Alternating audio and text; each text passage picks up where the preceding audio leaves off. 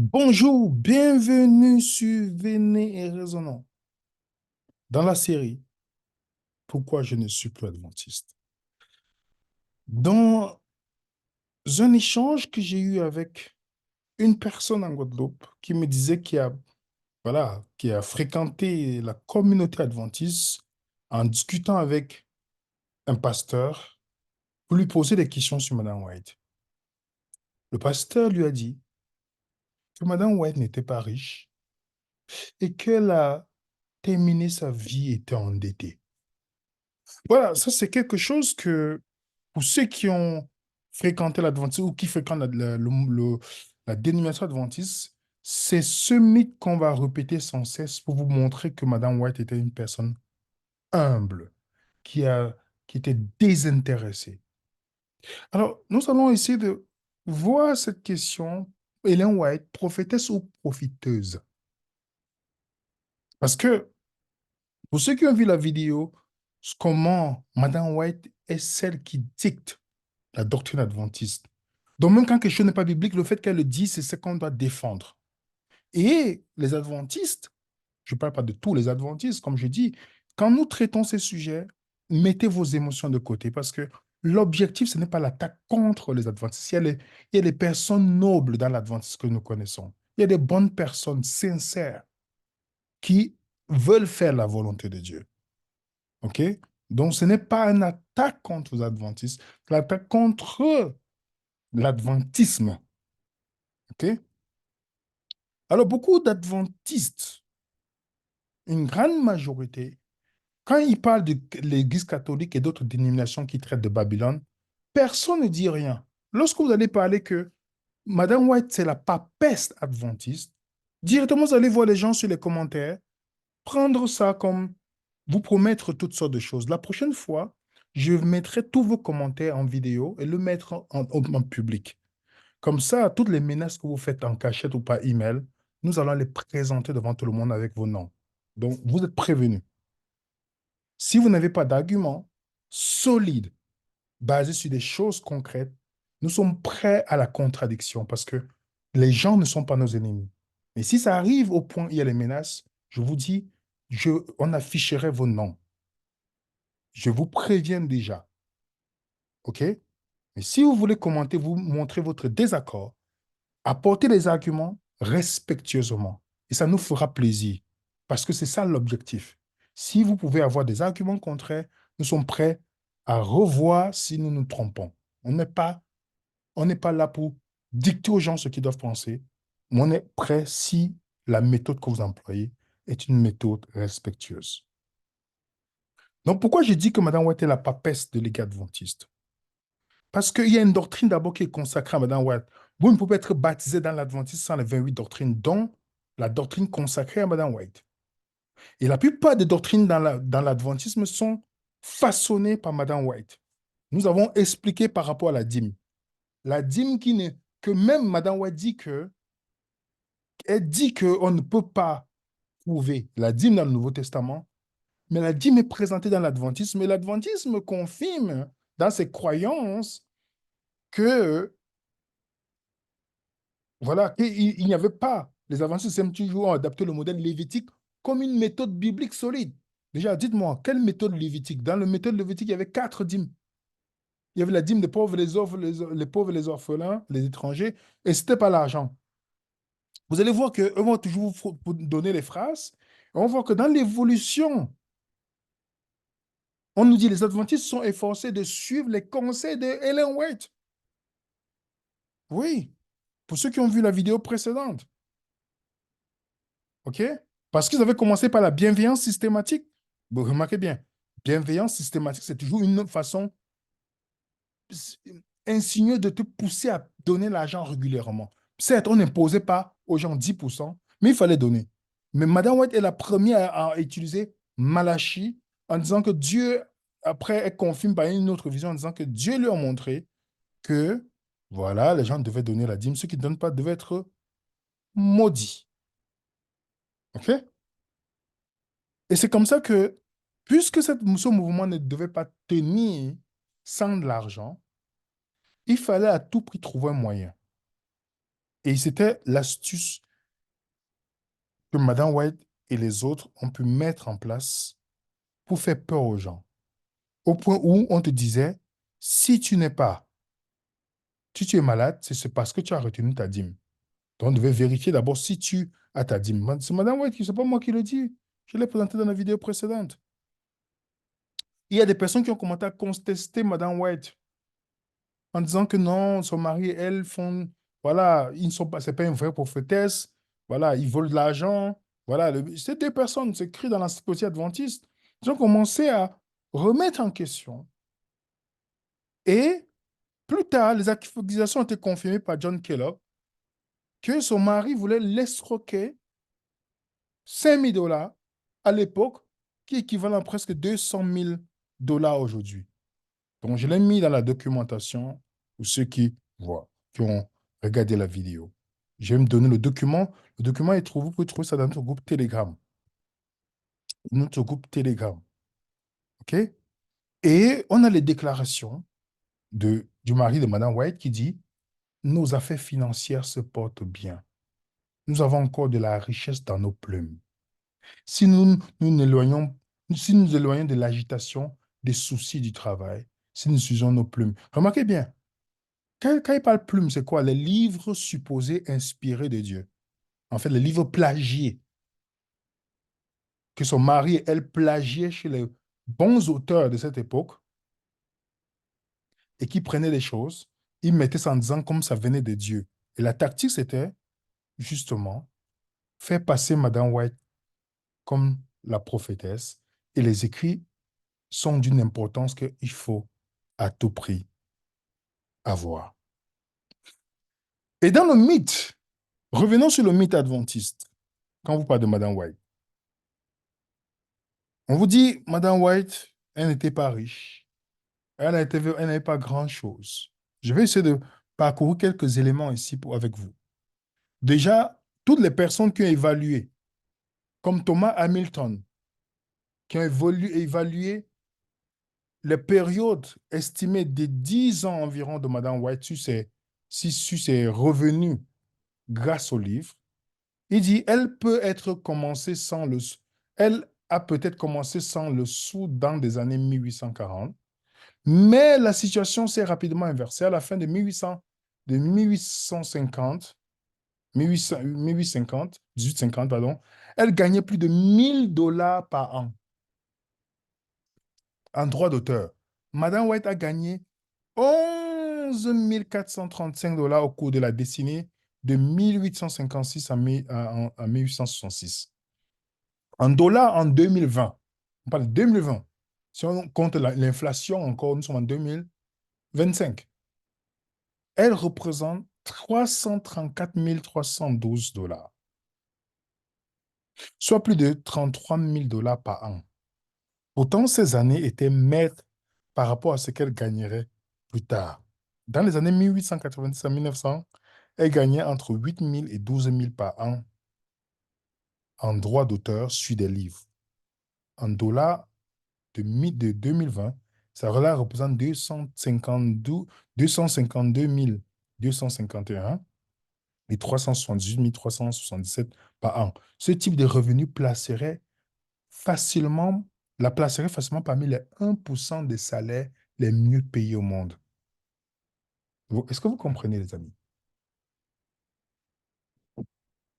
Ça, c'est l'évaluation de Thomas Hamilton, qui compte.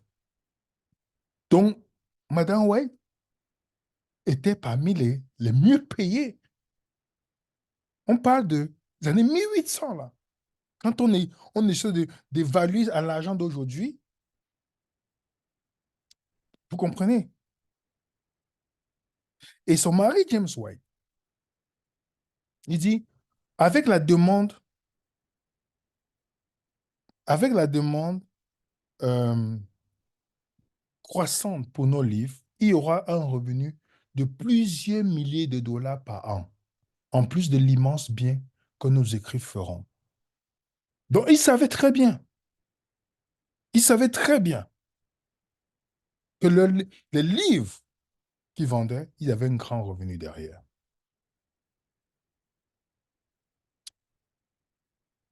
Le livre Vers Jésus, l'éditeur Fleming Revell, non adventiste, a donné une évaluation. Les livres étaient vendus à 75 centimes, OK? En 5 ans dans l'adventisme, tout ça, au bout de 5 ans. On dit 5% de ce revenu sur les 1000 premiers et 10% sur toutes les émissions suivantes. Donc, quand on compte, on dit environ 100 000 exemplaires sont vendus, en fait. 100 000 exemplaires. Et Madame White, elle-même, suite à ça, au livre Vers Jésus, pour ceux qui connaissent Step to Christ en anglais, voilà ce qu'elle déclare. Le livre Vers Jésus a été donné à Revell. J'ai reçu une somme d'argent assez importante. Vous avez compris? Les royalties, les droits d'auteur. J'ai reçu une somme assez importante, plus que ce que j'ai reçu de certains livres. Je pense que j'en recevrais davantage s'il y avait plus de mes livres à gérer. Je lui remettrai plus de livres, car je peux recevoir une grande satisfaction que celle que j'ai reçue de la maison d'édition de Batatrick. Elle a vu que c'était plus avantageux de donner à ce monsieur de produire ses livres que de produire par Batatrick, qui était une édition adventiste. Donc, si on regarde 10% des 100 000 livres vendus à 75 centimes, ça représente environ 7 500 $.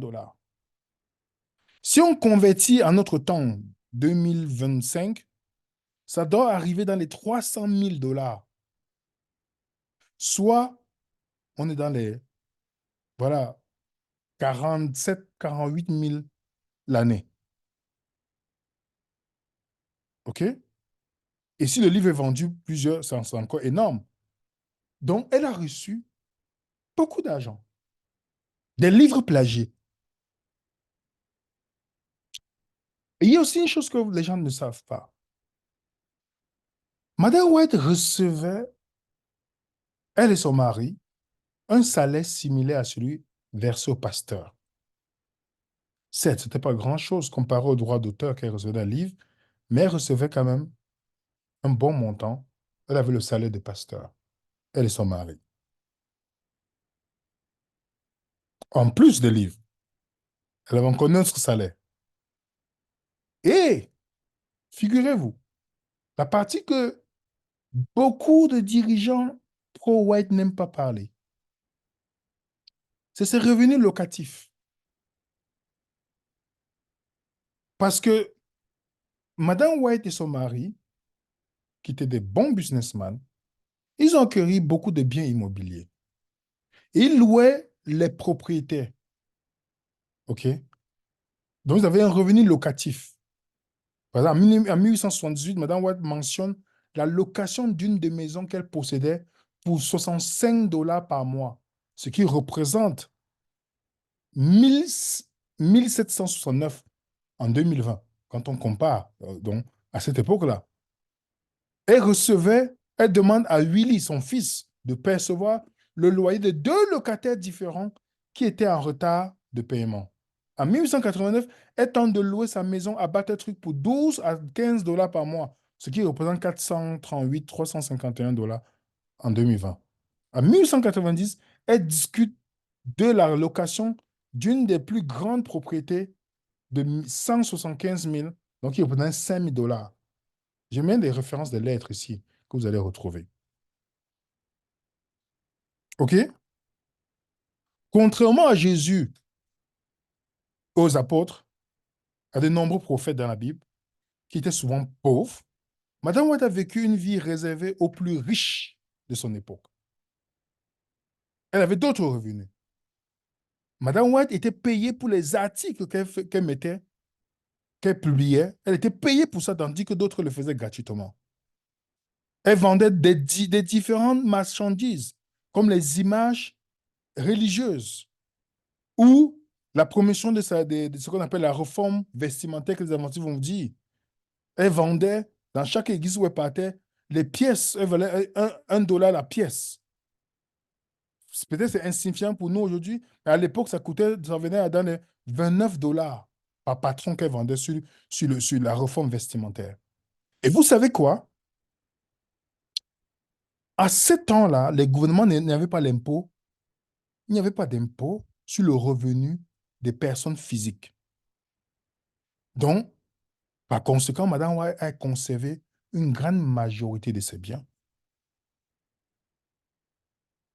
On parle de quelqu'un qui avait le salaire de 1% les plus riches, plus les revenus, plus le salaire qu'elle reçoit, plus les revenus locatifs, toutes ces choses-là. Voilà une de ses propriétés. Si vous, si vous voulez, vous pouvez aller taper sur Google. Vous tapez simplement cette propriété-ci, qui avait été achetée par une modique somme de 5 000 dollars à l'époque. Donc 100 000 dollars aujourd'hui. Aujourd'hui, si elle est vendue avec le nombre d'hectares, on est dans un truc de millions. Vous tapez seulement, pour ceux qui veulent savoir, vous tapez seulement Ellen White, Elshaven. Je ne sais pas si je prononce bien. Vous allez voir la propriété, une grande propriété. Qu'on sait très bien que c'était une grande maison avec beaucoup de dépendance. Grande maison. Donc, ce n'est pas n'importe qui avait cette maison-là. Dans ce temps-là, imagine encore aujourd'hui. Voilà la propriété de la prophétesse de la fin des temps. Vous avez vu un apôtre qui avait ça? Vous avez vu un prophète qui avait cette maison? Sans compter cette maison, Ellen White avait, elle a aménagé dans une maison à Greenville, Michigan, en 1867, et elle a vendu en 1875. Je vais vous donner la référence quand il met 14-15, je vais vous donner la référence. Elle a été propriétaire d'une maison dans le Iowa qui a été vendue. Elle était propriétaire d'une maison près de South Bend, Indiana. En 1876, James White a construit une maison pour les White à Oakland, en Californie. En 1877, les White ont acheté des modestes maisons de 4 pièces à Hillsborough, Californie, parfois appelées les maisons Ellswood. Il s'agissait d'une propriété différente, voilà, différente de celle que je vous ai montrée en photo, qui a tenté de le vendre pour 3 000 dollars à l'époque. Hein. Bon. En 1879, les White ont acquis une propriété dans les montagnes du Colorado, connue sous le nom de White Ranch. La propriété comprenait une petite cabane. Donc, je mets toutes les références ici. Les White, en 1881, les White achètent un manoir en briques de 16 pièces et de 3 étages de style italien à 1 mile et demi du centre de Battle Creek. Le domaine comprenait 30 arts, 200 arbres fruitiers. James a payé 60 000 dollars pour la propriété. Ce manoir, 60 000 dollars de cette époque, hein, de l'époque-là, ce manoir n'est pas la modeste maison de Battlefield que vous connaissez de nombreux adventistes du septième jour. Celle que l'on voit souvent dans les médias adventistes. Au contraire, il s'agissait d'un manoir élaboré, d'une maison réservée à l'élite financière. Ce manoir fut vendu par Ellen White après la mort de James et il brûla plus tard. Il possédait plusieurs maisons à Battle Creek, dans le Michigan. En 1890, Madame White mentionne qu'elle a besoin de louer mes 2 maisons à Battle Creek. Elle voulait louer ces 2 maisons-là. C'était après la vente du manoir italien et possédait une petite maison dans une station balnéaire de Petoskey, sur le lac de Michigan. Je mets toutes avec les références que vous pouvez aller regarder. Donc, on a les royalties qui prend des livres, qui étaient des sommes importantes. Elle a des biens immobiliers pour quelqu'un qui est supposé vivre une vie, voilà, c'est un peu de prophétesse, de prophète, entre guillemets, mais plusieurs maisons, grâce à ce livre soi-disant inspiré par Dieu. Et quelque chose aussi, elle avait plusieurs employés, Madame White. Plusieurs employés. OK? Ça, c'est une grande partie des revenus aussi de Madame White. C'était pour son personnel. Donc, c'était un pays par l'Église adventiste. Mais à partir de 1978, elle a commencé, elle a eu 12 personnes pour l'aider à écrire ses livres. Donc, beaucoup ont démissionné, qu'elles se sont rendues compte de la supercherie qu'elle copiait chez d'autres auteurs. OK? Mais, voilà, elle avait du personnel, Madame White. Donc, ce n'était pas n'importe qui, là. Et elle avait aussi un goût pour des bonnes choses, hein, comme tout être humain, hein. Ce n'est pas pour la juger, pour la condamner, mais je dis simplement, pour ceux qui disent qu'elle était pauvre, là, en tout cas, l'argument ne tient pas du tout. Qu'il critiquait donc son mari et elle, les autres pour avoir gaspillé l'argent en photographie. Vous savez que la photographie, ce temps-là, c'était beaucoup d'argent. Donc, les White critiquent les autres dans les lettres. Pourtant, ils ont dépensé sans compter pour des photographies à une époque où elles étaient assez chères. Une lettre écrite à James en 1876 indique que 500 dollars ont été dépensés pour un seul négatif. En dollars de 2020, cela représente 12 332 dollars. La lettre est là. La lettre de 1860 à James White. Ils ont dépassé 500 dollars pour les photos. La stratégie était simple. Il fallait utiliser le nom de Dieu parce que Madame White disait tout qu'elle a la vision. Elle avait son mari, ils avaient une bonne stratégie. Le nom de Dieu, ok, il copie des livres, copie des choses intéressantes. Dans les livres, comme elle disait à son mari, pour ceux qui ont regardé notre vidéo, Ellen White, que je pensais connaître, elle avoue dans une lettre à son enfant que elle recueille les meilleures parties des livres des gens.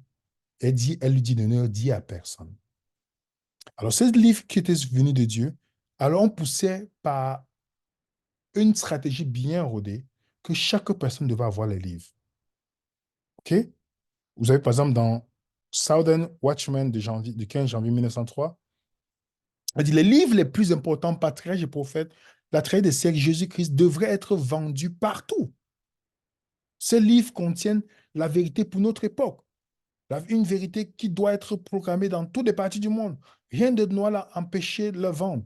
Beaucoup plus de nos livres les plus importants auraient pu être vendus si les membres de l'Église avaient été conscients de l'importance des vérités que contenaient ces livres et avaient pris conscience de leur responsabilité de les faire circuler. Mes frères et sœurs, ne ferez-vous pas maintenant un effort pour faire circuler ces livres? Travaillez avec ferveur. Ça, c'est les pressions. Il faut que vous ayez ce livre. C'est le message pour notre temps. Donc, Jésus a dit d'aller prêcher l'évangile, mais il faut prêcher le message de Madame White. Vous voyez ça? Donc, il n'y a pas le message important au temps de Jésus.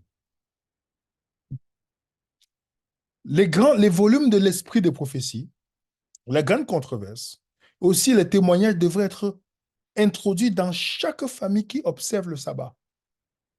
Les frères devraient connaître leurs valeurs et être encouragés à les lire. Ce n'était pas la meilleure idée de placer ce livre à un prix bas et d'en avoir un seul exemplaire dans une église. Il devrait être dans les bibliothèques de chaque famille, être lu encore et encore. Oui, vous partez chez les adventistes, vous allez voir des livres et des livres. Ça, c'est un business incroyable. On appelle ça, ça c'est du génie marketing. Tu as ta femme qui dit qu'elle est prophétesse, elle dit qu'elle est inspirée de Dieu. Vous vous arrangez à copier les meilleures choses. Vous mettez ça comme c'est pour vous, dans cette époque où ce n'était pas condamné. Vous mettez ça, vous dites aux gens, achetez parce que ça vient de Dieu. Et comme les gens ont peur, c'est la fin des temps, il y a toutes ces choses, ils vendent des propriétés, ils ont peur, la prophétesse a parlé, ils achètent. Business model de génie, les amis. Combien ont lu attentivement Patriarche et Prophète? La tragédie des siècles, le désir des siècles, c'est-à-dire Jésus-Christ. Je souhaite que tous comprennent que ma confiance dans la lumière que Dieu a donnée demeure ferme parce que je sais que la puissance du Saint-Esprit a magnifié la vérité et l'a rendue honorable en disant, voici le chemin marché dedans. Elle prend les textes bibliques, elle applique à elle. Hein. Comprenez, les textes qui sont appliqués à Jésus pour comprendre la prétention de cette dame. Elle cite Ésaïe ici, qui est un texte qui est attribué au Christ, mais elle l'applique à elle. Waouh! Elle dit, dans mes livres, la vérité est énoncée, barricadée par ainsi parle le Seigneur. Donc Dieu se contredit dans plus de 100 contradictions qu'on trouve dans ce livre. Dieu se contredit. Vous comprenez? Que ça s'est barricadé par ainsi par le Seigneur. Le Saint-Esprit a tracé ces vérités dans mon cœur et mon esprit de manière aussi indélébile que la loi a été tracée par le doigt de Dieu sur les tables de pierre qui sont maintenant dans l'âge. Vous comprenez? Ces écrits-là, même le même doigt qui a écrit les tables de pierre qui étaient pour l'ancienne alliance, c'est le même doigt qui a permis l'écriture de ces livres. Donc, imaginez un adventiste endoctriné, fragile mentalement, et qui vit sur la peur constante de la fin des temps, et qui sait que c'est la prophétesse qu'il faut. Est-ce que vous pensez que il ne va pas courir pour acheter ce livre et remplir sa bibliothèque? Vous entrez dans la chaîne adventiste, vous avez tous les livres sur l'armoire de la bibliothèque. Tous! Même s'ils ne lisent pas, mais le fait de la voir déjà, c'est une assurance. De temps en temps, ils vont faire leur méditation matinale. Pas en lisant la Bible, mais en lisant les écrits de Madame White. Ils vont dire que Dieu leur a parlé. Pourtant, maintenant, lorsque je vous envoie un témoignage d'avertissement, de reproche, beaucoup d'entre vous déclarent qu'il s'agit simplement de l'opinion de Sir White.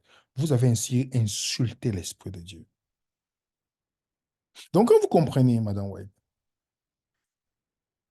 White, il y a une controverse sur les droits de l'auteur sur le livre de Tragédie des siècles. Non, sur les droits d'auteur. Et à un moment de sa carrière, certains frères ont exhorté Madame White à réduire ses droits d'auteur, ok, pour qu'on puisse utiliser d'autres agents pour faire avancer, voilà, ce qu'ils appellent l'œuvre de Dieu. Ok? Et Madame White dit qu'elle a reçu une vision. Là, c'est ce qu'elle dit.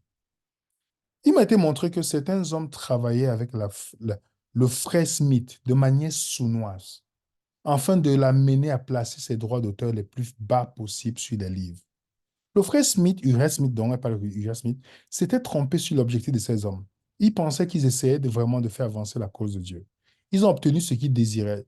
Ils sont alors venus me voir, ainsi que d'autres, pour nous dire que le frère Smith ne recevait qu'un certain montant pour ses livres et nous demandait instantanément de plutôt de vendre des livres qui se vendaient rapidement. Mais la nuit après cette demande, l'affaire a été ouverte devant moi.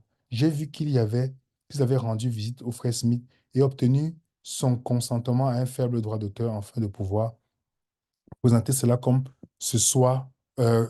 comme ce que moi et d'autres devrions faire. C'était obtenir des conditions de redevance par fraude. On m'a montré l'esprit qui a poussé ces hommes à agir. Vous voyez, elle a refusé de diminuer ses droits d'auteur. Comme toujours, elle a toujours une vision qui apparaît de nulle part pour confirmer ce qu'elle dit. Comme Mohamed, quoi, en fait. Donc, pour ceux qui ont regardé la vidéo aussi, c'est Madame White qui, comme prétendait qu'elle, mais Hélène White, était-elle celle qu'elle prétendait être, ou vous allez voir la vidéo, Hélène White que je pensais connaître, c'est encore disponible. Madame White a plusieurs fois essayé de prendre, d'utiliser le nom de Dieu pour profiter, pour vendre ses écrits. Oui, oui. Montrez-moi un prophète dans la Bible qui a profité. Vous avez dans 2 Rois. Vous vous rappelez quand Naaman a été guéri et il a proposé à Élie quelque chose, comme un cadeau, comme un présent. Dans le verset 16, Élisée, pardon, excusez, Élisée répondit, l'Éternel dont je suis le serviteur vivant, je n'accepterai pas. Naaman pressa d'accepter, mais il refusa. Élisée dit, moi je ne veux pas prendre un présent. Ce n'est pas moi qui le fais, c'est Dieu. Pourquoi je dois avoir l'argent là-dessus, si ça vient de Dieu? Imaginez Martin Luther lorsqu'il a traduit la Bible en plusieurs langues. S'il devait le vendre, c'est qu'il était millionnaire de son époque. Mais Luther a refusé de percevoir les droits d'auteur, déclarant qu'il voulait que le prix de la Bible reste aussi bas que possible afin que les pauvres puissent avoir accès. Voilà ce que Luther, vous, pour ceux qui ont lu la biographie de Luther, il a dit non, je veux que ça reste que tout le monde puisse avoir accès à la Bible. Voilà un homme qui était voué à la cause de Dieu. Mais cette prophétesse, on vient la voir pour dire, mais les livres sont chers. Essaie de baisser un peu, s'il te plaît. On enlève un peu, on va prendre pour mettre dans l'œuvre. Elle dit non. Elle a les biens immobiliers. Elle a un salaire de pasteur. Elle a des revenus incroyables. Elle vend des trucs. Elle a beaucoup d'argent. Si Luther avait accepté les droits d'auteur, OK, est-ce que vous aurez eu la même vision sur Luther? Vous avez aussi Dwight Moody, qui est connu comme un grand évangéliste, qui a fait les séries d'évangélisation. OK, il a fait 2 voyages durant cette période et il a fait des choses qu'il pouvait vendre. Mais Dwight Moody a refusé. Les droits d'auteur s'élevaient à 35 000 $ à l'époque de Dwight Moody. Il a refusé d'accepter un seul centime. Il a laissé c'est le comité qui gérait l'évangélisation pour qu'on puisse mettre plus d'argent pour que l'œuvre de Dieu puisse aller loin. Vous comprenez? Et est-ce que vous savez qu'il y a les pauvres, il y a les gens qui se plaignaient dans les guet adventistes? C'était une personne qui n'avait pas de grands revenus. Ils ont envoyé des personnes supplier Madame White de baisser le prix. Voilà ce que Madame White dit. Nous dirons à ceux qui sont pauvres et qui veulent des livres, envoyez vos commandes. Nous vous enverrons un paquet de livres contenant 4 volumes de Spiritual Gift, How to Live, Appeal to Youth, Appeal to Mothers, Sabbath Reading et les 2 grands tableaux avec une clé d'explication. Nous facturons au fond 4 $. On parle des pauvres, des gens qui avaient pas un grand, qui voulaient les livres. Ils ont facturé quand même. Pour ceux les pauvres, voilà ce qu'on va faire avec tout l'argent que vous avez accumulé. Si vous connaissez Karen White, qui a vécu avec la famille White, il était là dans cette période. Vous pouvez lire la biographie de Madame White. Il a vécu avec eux. Il connaissait les Whites. C'est pourquoi il a renoncé. Il a écrit son livre Je renonce à l'adventisme. Quand il a su que c'était une fraude, que Madame White était une fausse prophétesse et que les enseignements étaient biaisés en fait. Donc, il y avait une manière de t'amener dans l'enseignement adventiste que tu peux penser que tu es dans la vérité en fait. Il a démonté dans son livre. Si vous lisez le livre de Karen White, c'est gratuit sur Internet. Vous tapez seulement Karen White, vous mettez son livre ou PDF. Vous allez voir comment une masterclass d'exposition de doctrine adventiste. C'était quelqu'un qui étudiait et défendait la foi adventiste avant de se rendre compte de la supercherie environ avant les White. Et il dit par rapport à ça que chacun des livres appartenait à Madame White. Quand les gens envoyaient l'argent, ils empochaient ça, les amis. Voilà quelqu'un qui pouvait aider les pauvres qui n'avaient pas accès. Pour ceux qui connaissent ce site, The Truth on Fab, qui expose les fables adventistes, lisez peut-être ce paragraphe de Desire of Wage. L'auteur vous donne toutes les citations de la manigance financière de White. Manigance financière. Sans compter Walter Way qui a écrit le livre de What Lie. Madame White était bien riche. Donc la manipulation sur la dîme, comme je vous avais expliqué, comment ils ont fait pour manipuler les gens, sachant que elle-même reconnaît qu'il n'y a aucun passage dans la Bible, dans le Nouveau Testament, qui demande qu'on doit donner la dîme. Il n'y a pas de passage qui confirme qu'il faut donner la dîme. Mais à la fin, elle dit qu'elle a reçu une vision. Donc les gars adventistes basent le modèle de la dîme sur Lévitique. Sur Lévitique, comme ils ont dit ici, et sur les conseils de Madame White. Voilà comment les amis vont dire, nous sommes le peuple de la parole de Dieu, c'est la Bible. Je vous dis, les amis, je vous ai dit, et j'ai lancé ce point à chaque adventiste qui est sûr de ce qu'il croit, qui accepte qu'on fait doctrine par doctrine. Je vous montre que les doctrines adventistes ne tiennent pas sur la Bible. Mais la seule chose que celui qui étudie l'adventisme va se rendre compte que tout est façonné autour de la vision de Madame White. Donc, tout est basé pour défendre cette vision-là et non défendre ce que la Bible dit. C'est la papesse de l'adventisme. C'est elle qui amène beaucoup de personnes à croire à des choses qui ne sont pas bibliques. Et la question que je pose souvent à des adventistes qui viennent souvent défendre Madame White, dites-moi, si Madame White était importante, pourquoi Jésus ne l'a pas dit? Jésus a dit qu'à la fin des temps, c'est par lui que le Père parle. Pourquoi on a besoin de cette personne-là? Une fraude. Pourquoi on a besoin des écrits? Elle a volé les écrits. Elle m'a dit que si mais ces écrits contredisent la Bible, vous devez rejeter. On a démontré que ces écrits, il y a beaucoup de contradictions. Elle me le dit. Tout ce qui contredit la parole de Dieu, nous pouvons être sûrs que ça vient de Satan. On a démontré que tout ce qu'elle dit, ça contredit la parole de Dieu. Vous comprenez? Elle dit, si les témoignages dont ces écrits ne parlent pas selon la parole de Dieu, rejetez-les. On parle de quelqu'un qui a menacé les gens. Et vous allez voir, beaucoup qui ont l'esprit de Madame White, ils n'ont pas l'esprit de Jésus, hein. C'est la même chose. Lorsque vous n'êtes pas d'accord avec eux, ils vont pas vous parler, ils vont vous saboter.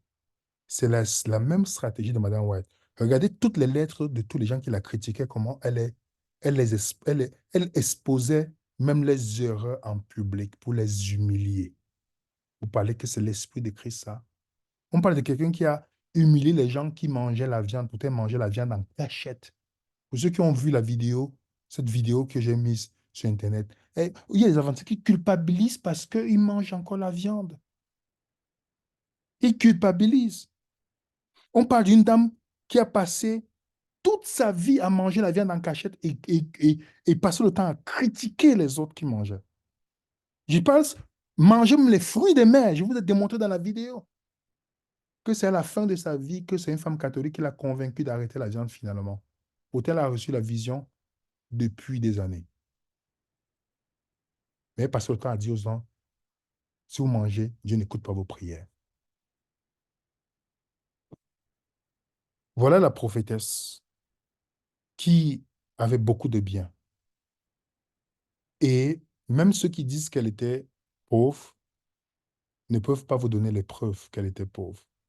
Madame White, et jusqu'aujourd'hui, les livres sont vendus dans le monde entier. Les adventistes financent les campagnes à des millions d'euros, de dollars, pour produire des livres pour les vendre dans le monde. C'était un grand business ils ont pu. On appelle ça une masterclass en termes de stratégie de marketing.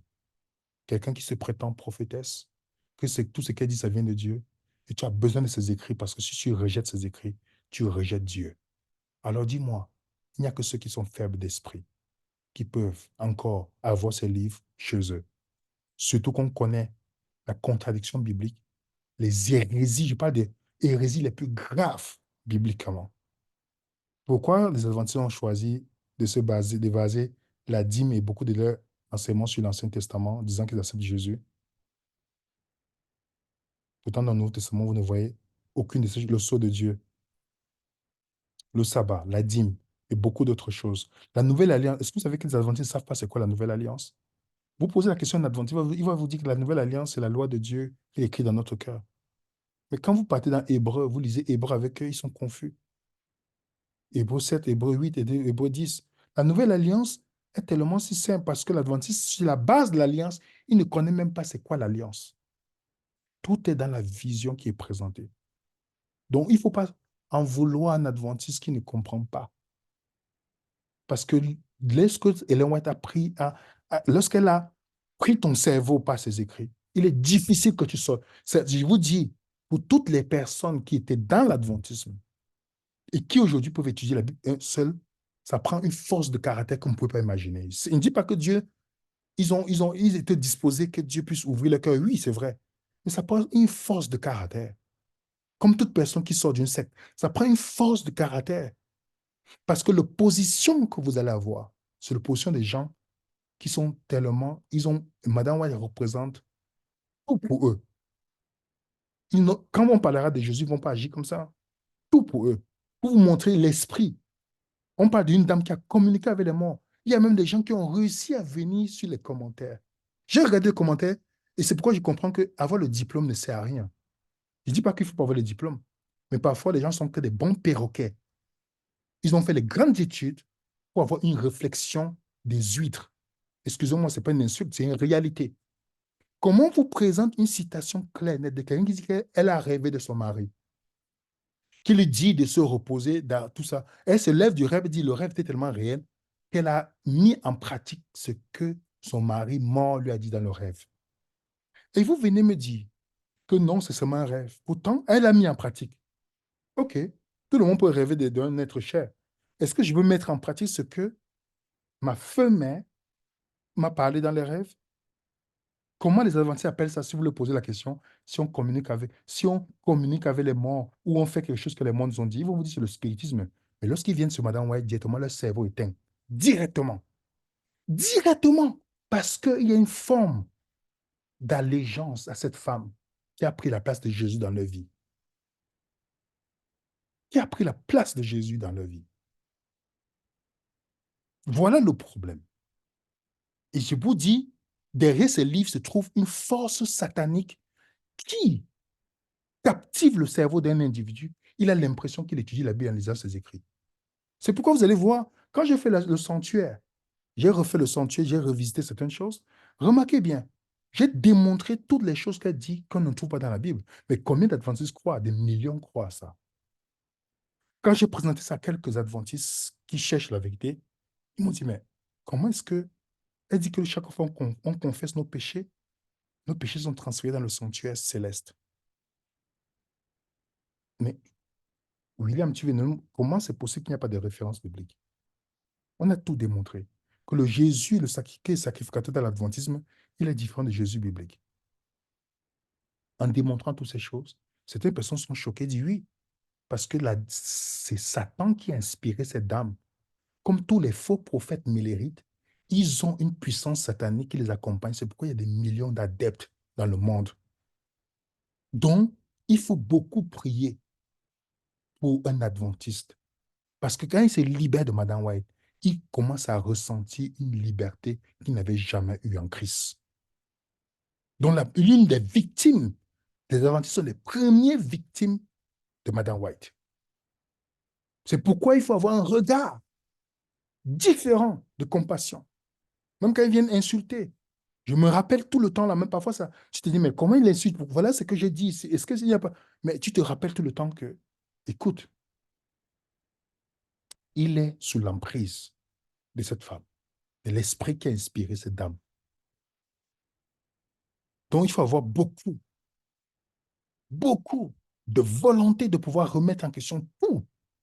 Vous allez commencer à constater, en fait, que vous croyez que les gars adventistes étaient le reste, pourtant ce n'est rien du tout. Que les gars adventistes étaient la nouvelle Israël, que c'était la vérité, on devait les persécuter. Je vous rappelle que ceux qui viennent nous menacer de mort, ce n'est pas des catholiques, ce n'est pas des protestants. Juste un petit rappel. Donc, les amis, étudiez. Cette femme, vous devez jeter ce livre. Pour ceux qui veulent la voir, connaître le Christ. Il est temps de retourner à Christ. Pourquoi vous n'avez que le Christ est assez pour vous ou vous avez besoin de Madame White? C'est là où vous comprenez l'emprise de cette dame sur la vie des gens. Ils vont faire tout pour défendre. Mais dites-moi, si vous avez le Christ, qu'est-ce qui sauve? C'est une dénomination, c'est le Christ ou c'est une dénomination? Les écrits de loin vous apportent quoi de plus que ce que Jésus a dit pour le salut? Vous allez voir la dissonance cognitive en action quand il s'agit de la réaction vis-à-vis de ce que je suis en train de vous dire. En tout cas, le mythe qu'elle était, oui, elle était pauvre. On n'est pas pauvre avec une grande maison comme ça, qui est connue historiquement, avec tous ses biens matériels, avec les employés. Ce n'est pas qu'un pauvre qui a les employés, OK? Même les gens qui ont vécu chez elle, Gan White, pour vous dire, regardez seulement les citations qu'on donne ici. toutes les citations que la personne a répertoriées sur le business. Vous connaissez l'histoire de Kellogg. Quand on parle de lui dans la version, on parle de toi négatif, parce qu'il avait vu que le mari de Madame White volait l'argent. Oui, il volait l'argent dans les caisses, ils avaient vu. Même les deux adventistes, les deux personnes qui étaient là, qui ont laissé, ils avaient constaté. Dieu avait un problème avec l'argent. Ça enrichit. Et vous comprenez pourquoi James White dit, nos affaires financières se portent bien. Nous avons encore la richesse dans nos plumes. Donc, les écrits qu'il faisait là, ce n'était pas gratuit, les amis. Donc, quand vous voyez, on donne des trucs gratuitement, c'est parce que nous n'avons pas de copyright. Le copyright, c'est le Saint-Esprit. Et je vous l'avais rappelé, chaque fois qu'on nous a contactés pour demander de mettre nos documents sur écrit, on a toujours la même réponse et ça ne va pas changer. Vous avez reçu gratuitement. Vous donnez gratuitement. Pour ceux qui sont dans nos groupes Telegram, on met le document. Et comme celui-ci, je mettrai encore le document dans le groupe. Vous allez pouvoir télécharger et pouvoir vérifier. Et maintenant, le plus important, chacun puisse étudier et continuer à grandir dans le Seigneur. Et petite annonce, nous allons reprendre l'étude du livre d'Apocalypse à partir de la semaine prochaine, les amis. On a On va faire le chapitre 1, 2, 3. On va revisiter avec l'appui biblique et historique seulement. OK, les amis? Donc, pour ceux qui veulent, c'est l'occasion ultime de revisiter le livre d'Apocalypse, chapitre par chapitre. Donc, l'invitation est lancée. Vous allez envoyer le lien dans notre groupe Telegram. OK? Si ce n'est pas samedi qui est demain, ou l'autre samedi. Donc, on va vous dire, mais demain, on a un Zoom à 16 heures. L'autre, on aura le Zoom. Vous allez venir et on va faire ensemble cette étude-là, chapitre par chapitre. Que la paix du Seigneur soit avec vous et qu'il nous délivre de tout esprit du mal et qu'il puisse nous permettre de nous tourner uniquement vers la Bible et Jésus qui est le seul sauveur. En lui réside la vérité. Et qu'il puisse nous aider pour cette nouvelle année d'aimer nos prochains comme dans le commandement que Jésus a donné, comme Jésus nous a aimés. Que la paix du Seigneur soit avec vous. À très bientôt, les amis.